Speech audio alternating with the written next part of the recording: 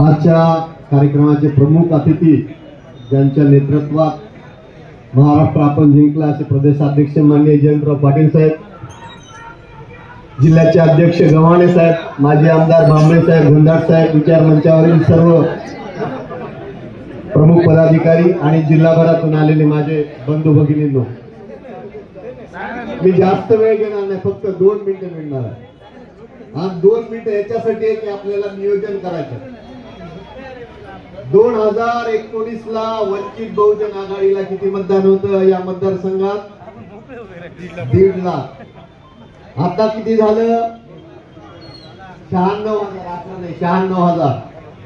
हे 96,000 तुम्हाला मत कमी करायचे तर जागा 4 हे करणार. वंचित बहुजन आघाडीला 2024च्या लोकसभेच्या निवडणुकीमध्ये 96,000 मत मिळाले. ती 96,000 मत आपण कमी केल्याशिवाय आपण 4 जागा जिंकू शकणार नाही. त्याच्यासाठी आजपासून कामाला लागायचं. मी पाटील साहेबांची चर्चा केली, माझी मोठे साहेबांची चर्चा झालेली आहे की जे उमेदवार आहेत 4 लोकसभा विधानसभेचे उमेदवार, त्या 4ही विधानसभेच्या भावी उमेदवारांनी प्रत्येक भागामध्ये आपल्या किमान 100 सामाजिक न्याय विभागाच्या शाखा तयार केला पाहिजे. सामाजिक न्याय विभागाचे कार्यकर्ते आपल्या सोबत असले पाहिजे. सामाजिक न्याय विभागाचे कार्यकर्ते निवडणुकीच्या वेळी सोबत नसतात, मग आपल्याला ह्याला त्याला विनवणी करावं लागते, तुम्ही आमच्यासोबत युती करा. आता पाटील साहेब आपल्यासोबत, आपल्याला कोणासोबत युती करायची गरज नाही. आंबेडकरी विचाराच्या कार्यकर्त्यांनी लोकसभेच्या निवडणुकीत दाखवून दिलेला आहे की आंबेडकरी विचाराचा कार्यकर्ता हा आंबेडकर नावासोबत नाही, तर तो शरद पवार आणि महाविकास आघाडी सोबत आहे. हम तुम्हारे साथ हैं. आरक्षणाची यात्रा, आरक्षण बचाव, हम तुम्हारे साथ हैं. आंबेडकर साहेब आरक्षण बचाव यात्रा करतात. आरक्षण एसटीचं गेलं नाही, आरक्षण एसटीचं कोणाचा बाप घालू शकणार नाही. ओबीसीच्या आरक्षणाचा तुमचा काय संबंध आहे? मराठा आणि ओबीसीचं भांडण सुरू आहे, त्याच्या बचावासाठी तुम्ही यात्रा काढताय.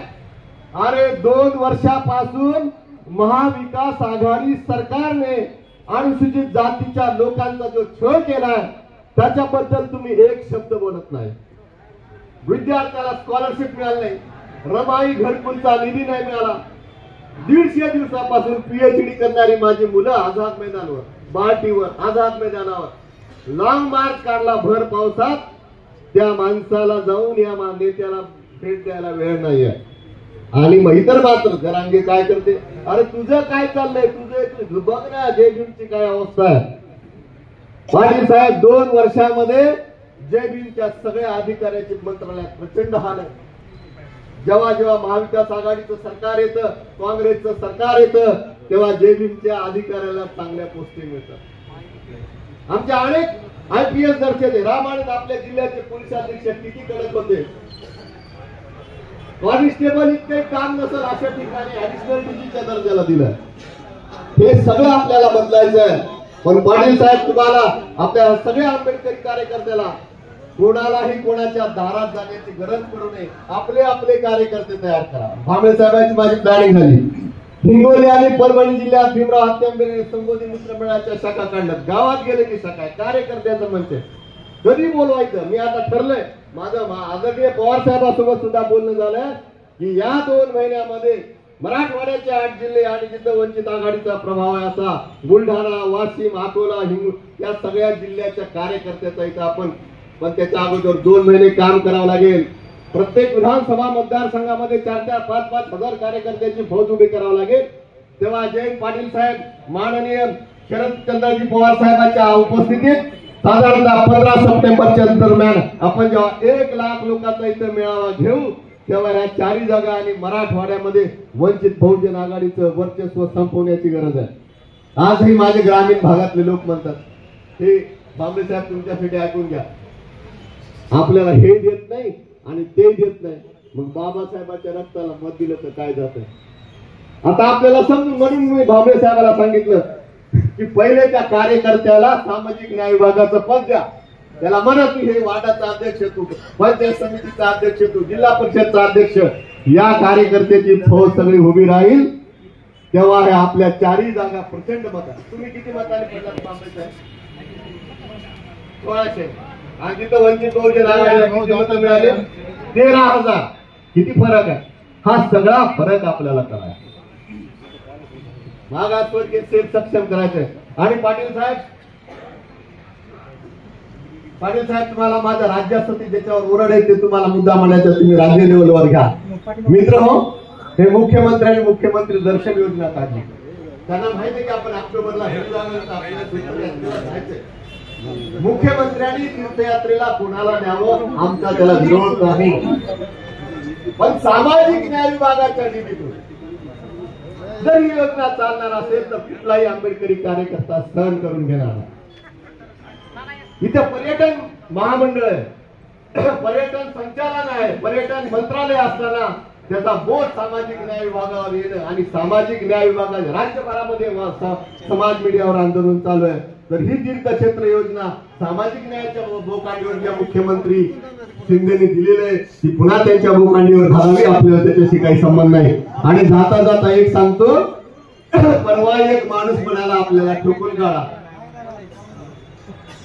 अरे शेंडीवाल्या आमच्या हातात रुग्ण असत, आम्ही असं रुग्ण धरून पळाले ना, शेंडीवाले कुठे जातील कळणार नाही. कोणत्या भारतीय जनता पार्टीच्या कार्यकर्त्याची हिंमत आहे सांगा?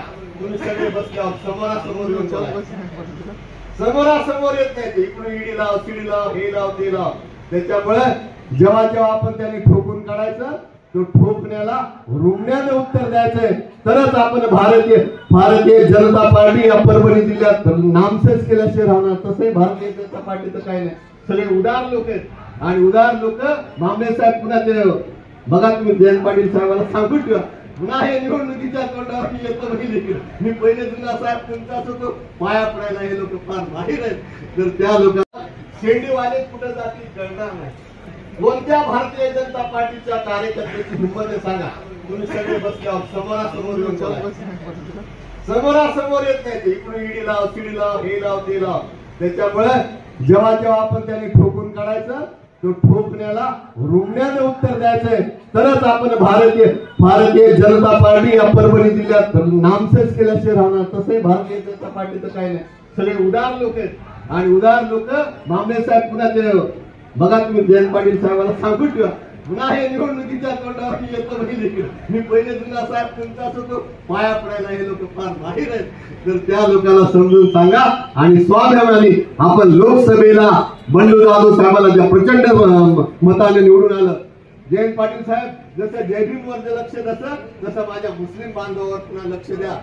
कारण माझ्या बंडू जाधव सोबत एकाही मुस्लिम बांधवाचं चांगलं नव्हतं, सगळे भांडण.